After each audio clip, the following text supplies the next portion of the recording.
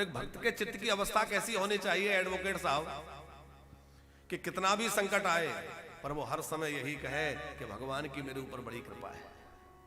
हम लोगों की हालत क्या है, भगवान ने सब कुछ दे रखा है, बढ़िया घर दे रखा है, परिवार दे रखा है, धन दौलत दे रखी है, फिर भी हमेशा शिकायत करते रहते हैं, अरे भगवान ने ये नहीं दिया, भगवान ने वो नहीं दिया। अरे और तो और कहते हैं भगवान ने बहुत दुख दिए हैं। जीवन में सुख आता है तो ये नहीं कहते कि भगवान ने दिया, सुख आता है तो कहते हैं हमने परिश्रम करके कमाया है, और दुख आता है तो कहते हैं भगवान ने दिया।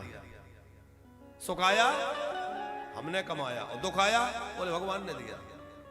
ऐसा नहीं है, बल्कि उल्टा सोचिए कि जीवन में सुख आया तो समझो भगवान की कृपा हो रही है, और जीवन में दुख आए तो समझ लेना हमारे कर्म आगे आ रहे हैं, हमारे कर्म हमें दुखी कर रहे हैं। दुखी हमें अपने कर्मों से होते हैं। व्यक्ति के जीवन में जब दुख आते हैं, जन्म कुंडली ले लेते हैं, कोई कहता है काल सर्प दोष है, कोई कहता है राहु दोष है, कोई कहता है अमुक दोष है, सारे दोष दिख जाएंगे, पर व्यक्ति को अपना दोष नहीं दिखेगा कि मेरा क्या दोष है जिस वजह से मैं परेशान हूं। लेकिन एक भक्त की चित्त की स्थिति यह है कि कुंती के जीवन में कितनी समस्याएं आई, जन्म से लेकर के और आज तक। कुंती जब प्रार्थना कर रही है तब तक संकट ही संकट, लेकिन क्या कह रही है, प्रभु आपने मेरे ऊपर बड़ी कृपा की। क्या कृपा की? ये नहीं कह रही कि आपने कृपा नहीं की, कि आपने मेरे ऊपर कोई करुणा नहीं की, कि आपने मेरे सहायता नहीं की। क्या कह रही है, यथा ऋषिकेश खलेन देवकी कंसेन रुद्धाति चिराम सुचार पिता विमोचिता हम च सहात्मजा विभो तुयैवनाथेन मुहुर्विपद्गणा।